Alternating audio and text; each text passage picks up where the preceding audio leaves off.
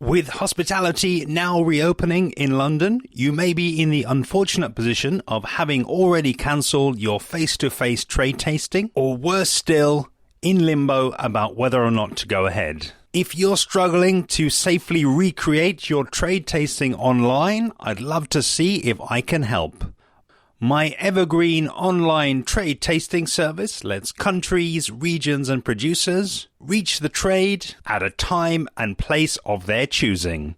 Applying the experience of recording tastings with more than 160 producers, I will ensure that the stories and production details are heard by your target audience in an engaging way without the friction of an in-person tasting. Safely meet and exceed the objectives of your scheduled trade tasting with an online product that delivers more. Write to me, Interpreting Wine founder Lawrence Francis at hello@interpretingwine.com to learn more.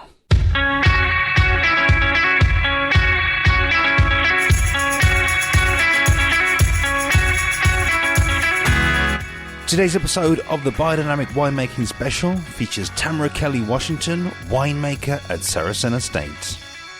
She kicks things off with an orientation of the estate and their current practices, before taking us through a tasting of 7 of their wines, 4 whites and 3 reds. At times there are also questions from the invited panel, including myself, which I've left in as I think they add colour to what Tamra is describing. I'd also recommend at this stage accessing the tasting booklet, which Tamra refers to at several points, the link for which you can find below in the description. Enjoy! Since 2018 vintage, we're focusing 100% our fruit is coming from the site, which is pretty exciting because the Raupo vineyard was always the jewel in the crown. Ultimately, you know, it's the best site for Pinot and Chardonnay, 2 varieties that we're pretty crazy about at Seresin, very passionate about and quite top heavy in, which I think is fantastic. But also we're seeing really lovely results from the Sauvignon Blanc planted there. Also a little bit of Semillon. We have Pinot Gris, Riesling, and a tiny wee bit of Syrah as well, and a very small plot of Viognier. So it's a site that's right up the back of the Omaka Valley, which is a small area of the southern valleys. So if you think about Marlborough, we have the Awatiri Valley, the 3 main sub-regions, Awatiri Valley, which is pretty big, the Wairau Valley, which is also pretty big and was the first area really to be planted some 35 years ago, and then more recently the southern valleys, which is a little bit smaller but tucked up into the hillside and becoming quite well known for Pinot Noir. It's a lovely clay soil, it's lovely elevation, so we're pretty excited to be a part of that. And in fact, Michael purchased the vineyard some 20 years ago, and it was just grazing land. And actually the photo on the last page is, you get a bit of a sense of it, and the wonderful thing is it's right up the back of the valley, so there's a lot of sort of pastoral areas that go up into mountains that border the vineyard, and there's a couple of growers that also are on our border. So in terms of our organic and biodynamic management, it's very favourable, which is great. And within that one site, we have a lot of different soil types. I mean, we have a lot of clay, fortunately for our Chardonnay and Pinot, but we have more alluvial soils going down into the flats, which is great for the whites. We also have quite a lot of different microclimates because we have an area sort of a sloping area, which at the top's extremely windy and quite barren, dry, getting into sort of pockets of more sheltered areas, different exposures to the sun. So we get quite a range of ripening time within that one site. The site is 200 acres total, of which 160 or so is planted. So there's the area that remains fallow, which is a part of our biodynamic management for animals and grazing and so forth. Sort of go on now to how we approach harvesting and winemaking, just as an overview before we start going into each wine.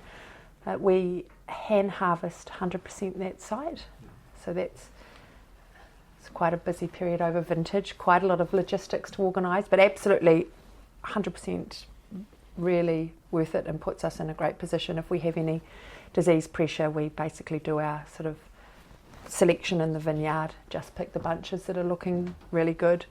And it means we can go about each section and each plot and subplot in a really sort of quite meticulous, but following the rhythms of each morning. We set about and hand harvest for 3 to 4 hours in the morning, starting at daybreak.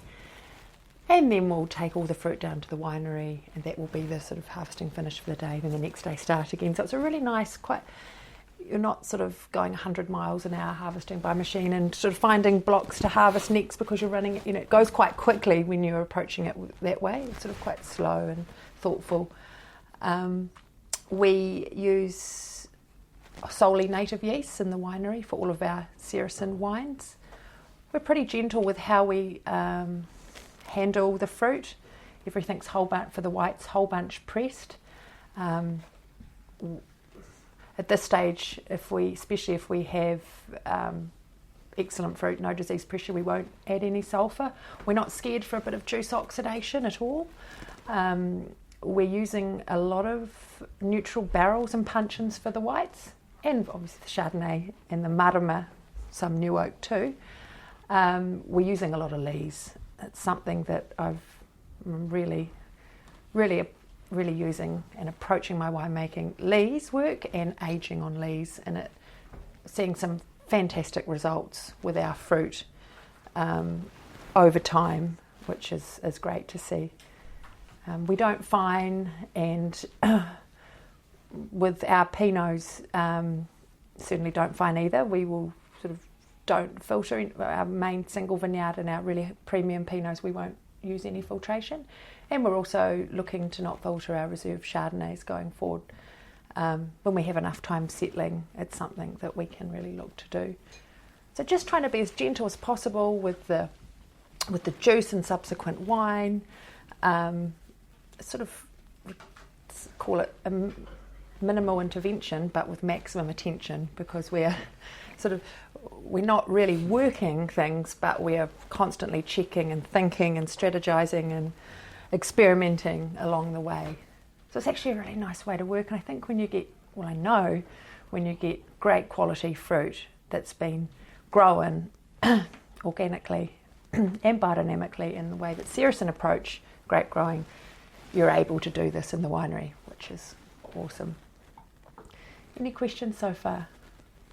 Just a quick one. I mean, I like the analogy minimal intervention, maximum attention. I think it's the first time I've heard that. I'm just wondering, is there then on the maximum attention side, is there actually technology that you use there, or is that again an extension of being present and being there in the winery? That's a really good question. It's actually using your palate, I think, as much as possible, all the time. Of course, we have, I would say, something that helps us see a problem quickly is in the laboratory, and there's quite a lot of new technology in the laboratory that we use, but in the winery there's not. It's just using palate all the time and not being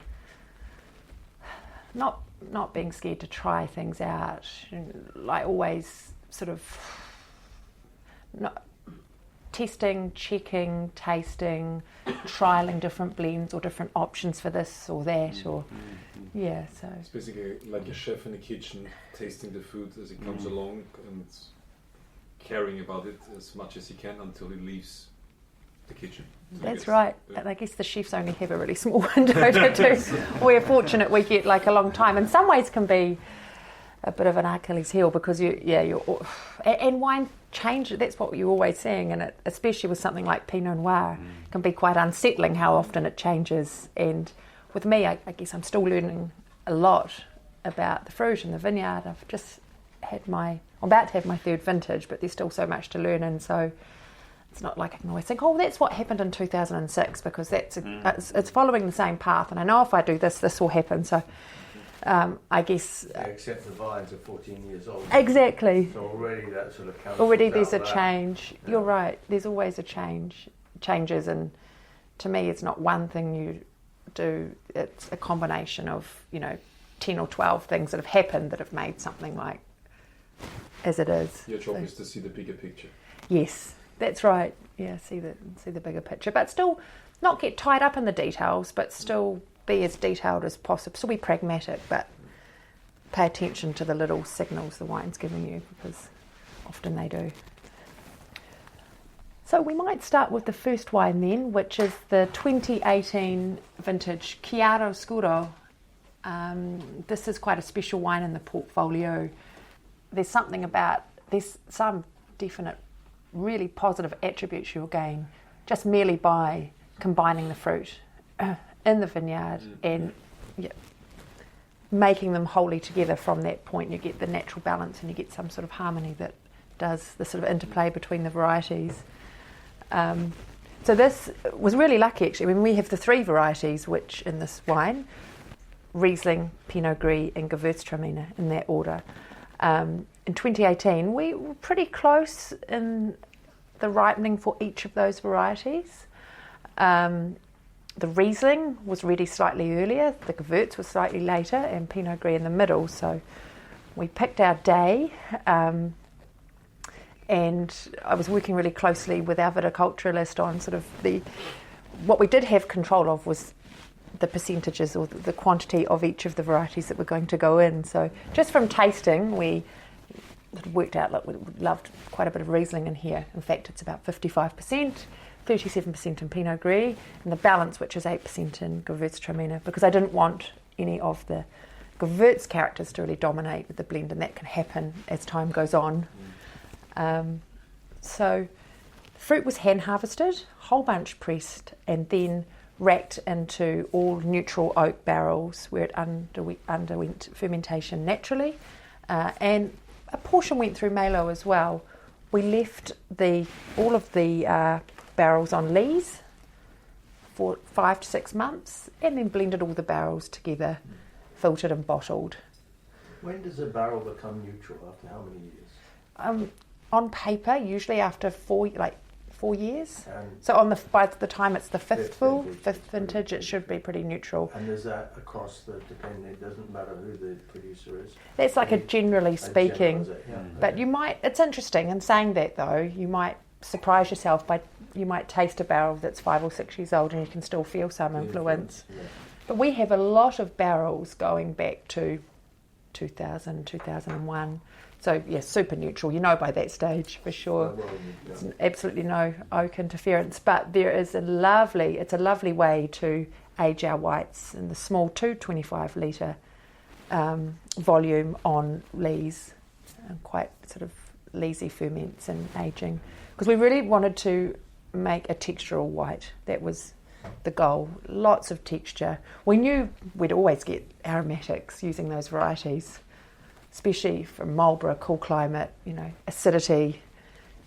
It's probably the one wine as well, when I think about our usage of native yeast, it's bringing a large part of the vineyard into the wines, which is what we really aim to do. I can see the yeast interplaying in this wine, which I really enjoy. With some of our other whites, what's been also lovely and another way to see is we still have this purity of fruit and flavour coming through. But here, it happened all the way through fermentation, barrel aging. It was a real wild, savoury character. And I think that balances with the fruit really nicely. Is the aging to be quite serious? Yeah, I think this has got great aging potential. It's got a really low pH coming from the Riesling. But in fact, as I said last week, most of our whites from Raupo, the pHs are super low, which is great. So we get this wonderful acidity, even though our acidities might be slightly lower, we get the pH is still very low, so we get this sort of drive and direction, and I can see that with this wine. It'll be great to see it over the next few years to see how it ages, but I've got high hopes for it, that's for sure. So we're going to move on to the Sauvignons now. We've concluded the Chiaroscuro. 2 Sauvignons to taste. First and foremost, we have our 2018 Seresin Sauvignon. Now we do I mean, I don't want to say it's our classic Sauvignon because it's still not classically made compared to our other friends in the region. We do things quite differently. So 100% hand harvested, taking fruit from a number of different parcels that we have on the vineyard. And the components is often a range in our harvest dates, could be sort of up to 10 days with some of the earlier plots of Sauvignon ripening to the later plots. Aiming for a relatively ripe style, and actually we don't get a lot of green characters off our Raupo vineyard at all, being in a slightly warmer area. Super cool nights, so great acidity, but we don't have any of the sort of pyrazine characters that you can get from other sub-regions. What is pyrazine? Methoxypyrazine. It's that really green herbal element that you can get, like leafy greens, crushed peppers. Yeah. And it can be quite polarising, to be honest. I mean, some people, I don't know how you find, some people love it, some people hate. So in the sort of cooler areas of Marlborough, like the Awatere Valley, you can get quite a lot of pyrazine, especially in a cooler year. But even in, 2017, which was a really cool year, up at Raupo, we still didn't get any of those characters. So we tend to get more tropical, riper flavours coming through. Is it related to the fact that you're harvesting later, or is it as well related to the fact the way how you treat wine? I think it's a combination, harvesting later, but I guess it's also a big part of it, as well as the actual site, is that we have naturally lower yields for our Sauvignons. I mean, we're looking at 8 to 11 tonnes per hectare, which is significantly lower than other areas of Marlborough and sort of more commercial styles. Yeah. I've also heard that machine harvesting can increase pyrazines. Is that something you're familiar with? Yeah, sort of breaking down of the skins and the seeds and things, mixing it together. The latest technology of machines is very gentle, I think, but still you have this sort of combination of the skins and the juice, and we hand harvest everything, right? So we just have whole bunches intact that come to the winery, absolutely intact, so there's no juice sort of anywhere, and then we will go to press straight away. We don't crush and de-stem, and often crushing as well can release some of those compounds. Technically, this is actually your most expensive wine, no? Because it's the most, hand harvest is the most time you spend in the vineyards with most likely one of the lowest selling prices. You're not right, that, not that absolutely you should right. raise the price,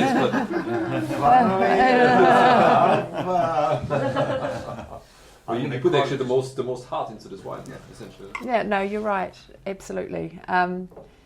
It's a significant volume of what we make is this wine, and it's 100% hand harvested, but it really does help contribute to our overall style, so we won't be changing that. So we whole bunch press, a quick settling overnight. We don't use any enzyme, we just do it naturally, sort of holding the juice cold overnight.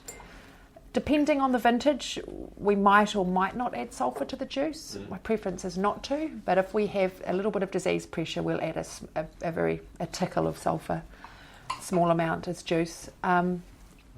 Then the components are racked, and we use a variety of small stainless steel tanks to ferment the wine, and also neutral oak barrels and puncheons. We also harvest Semillon, and so some Semillon will make it into this blend, but we don't blend the Semillon in until sort of later date when we're actually going to blend the wine come sort of December, January, so up to 9-10 months after vintage. The Semillon will usually always go into oak as well to ferment and age.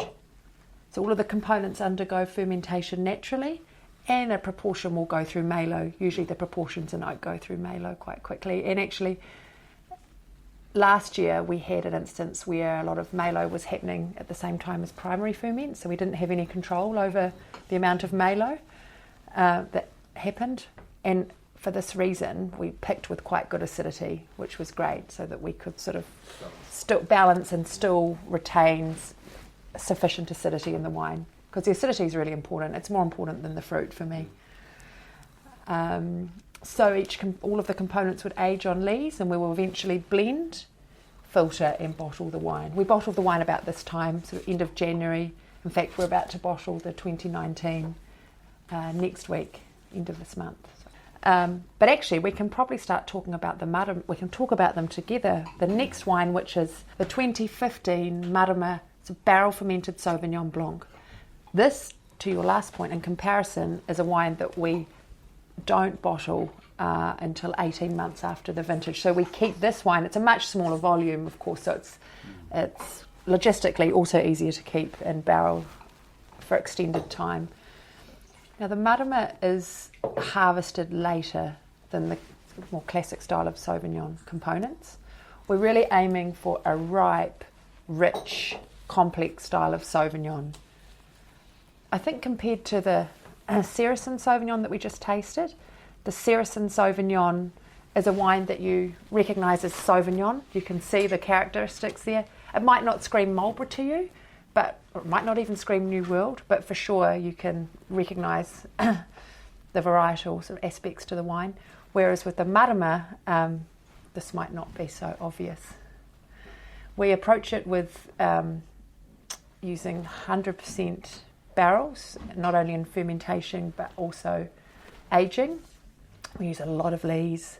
We really make this wine in a similar fashion to we make our Chardonnay.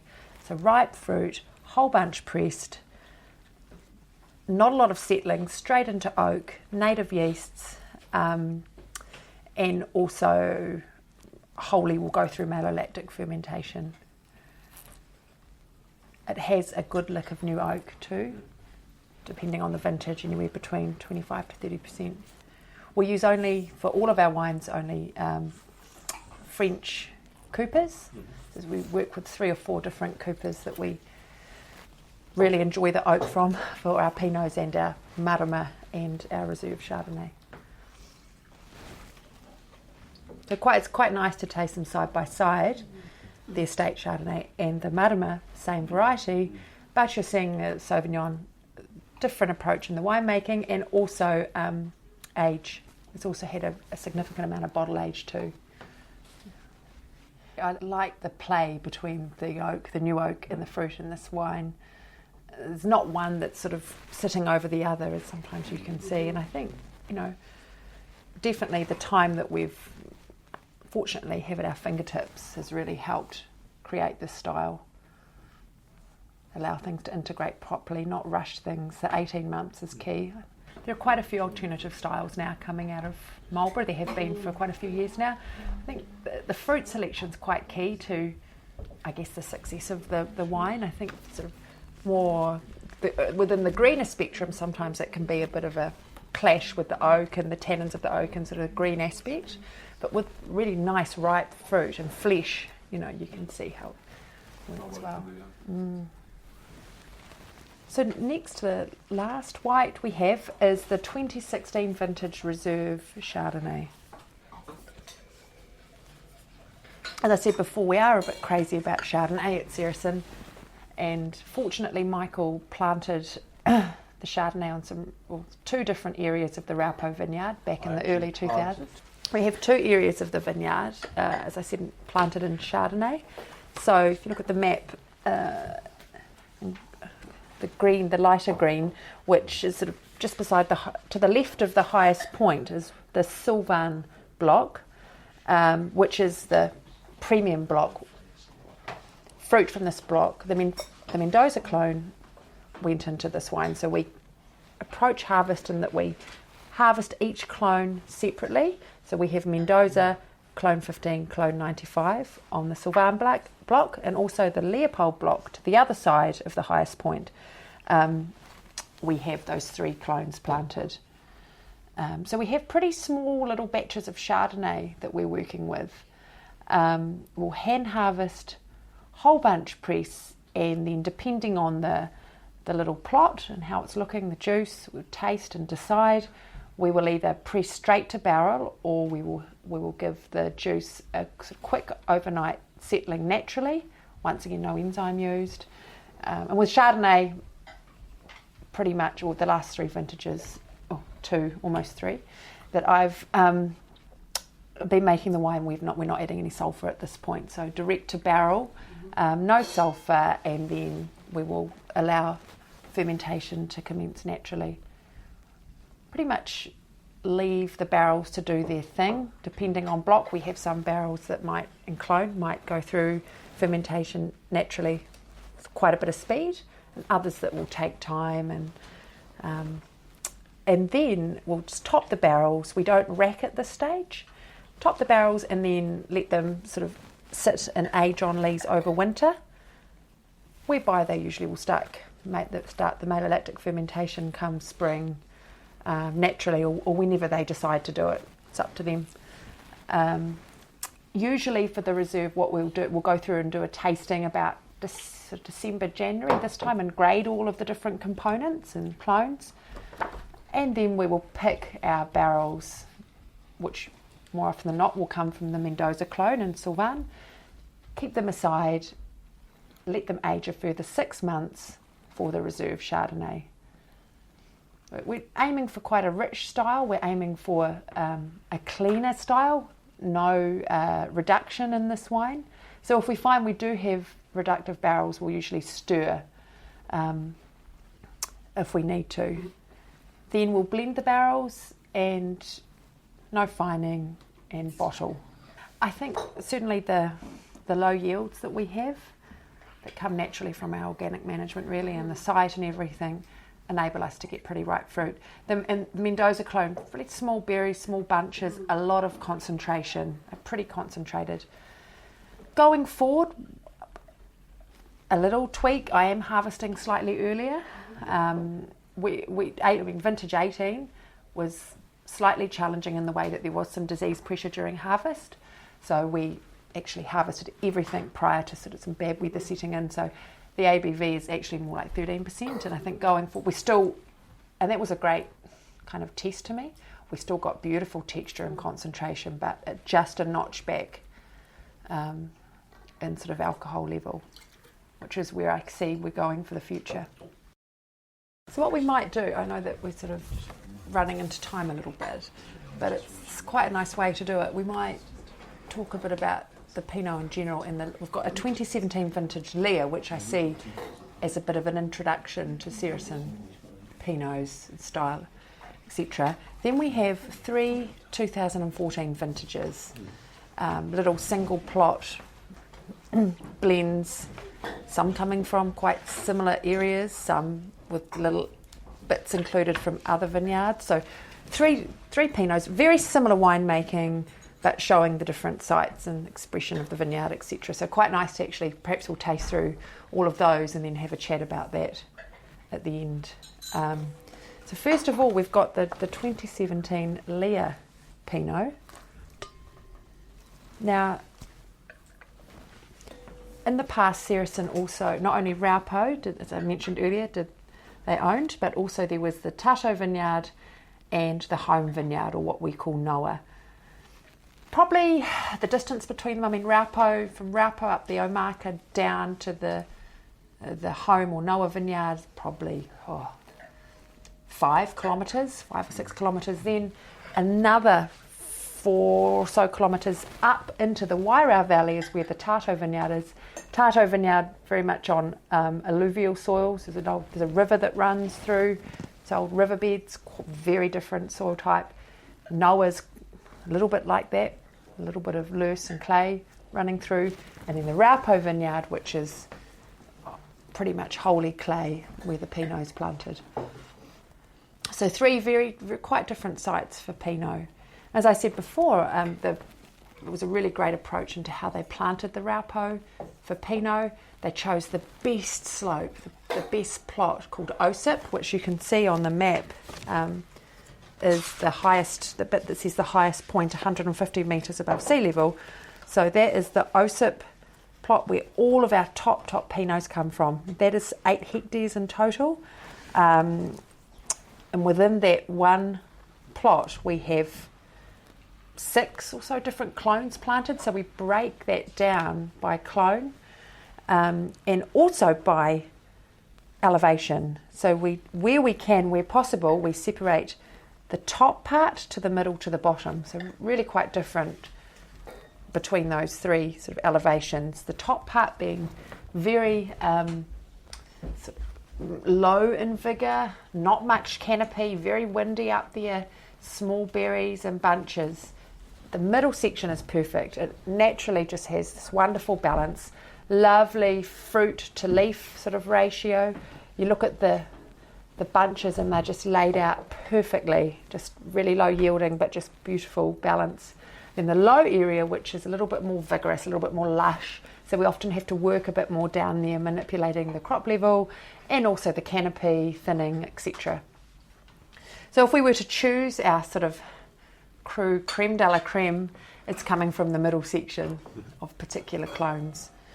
We have some lovely Dijon clones there. We have 667, 777. We also have a little bit of clone 5, 115, Abel clone, which is it's planted more so in central Otago, but it's from what I've seen on the Raupo vineyard, it produces lovely richness, very sort of dark fruited characteristics.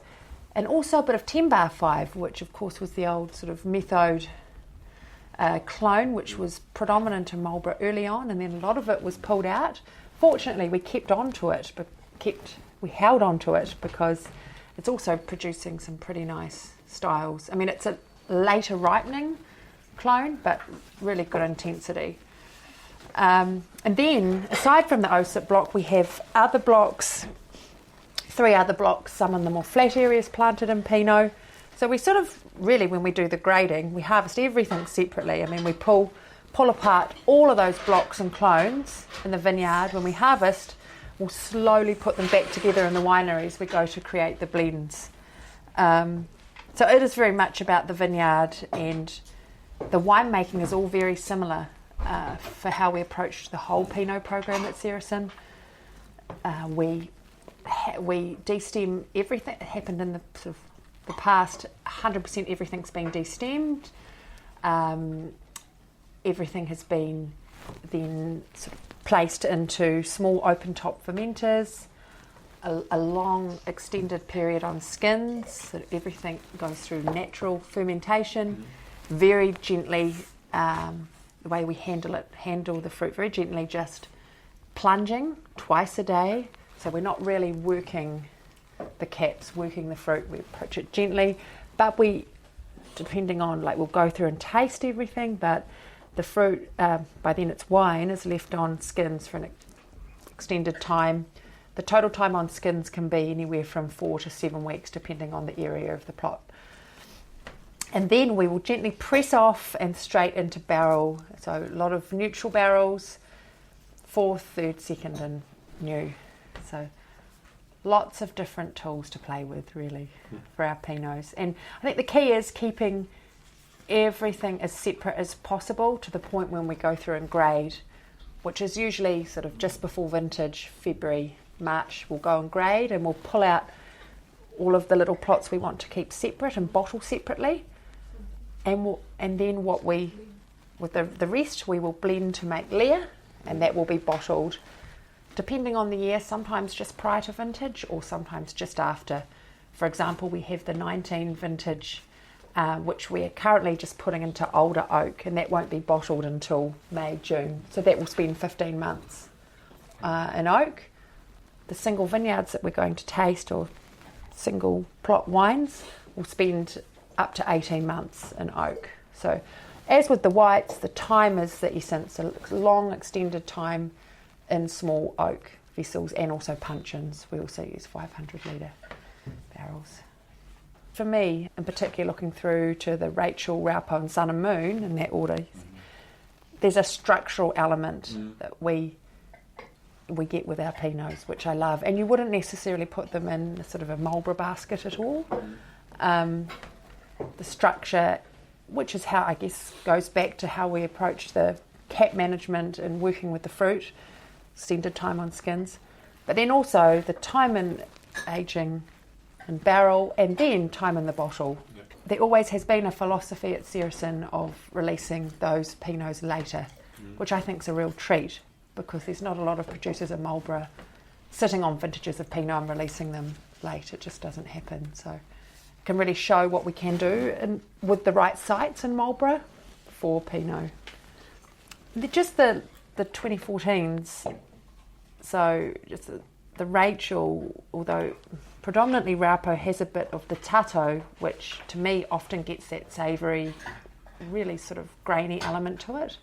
The Raupo coming from particular clones on the Osip block, really quite dark and fleshy, and then to the Sun and Moon, which for me is sort of extremely ethereal, feminine, beautiful, crunchy red fruit. So yeah, it's really lovely to taste them all together.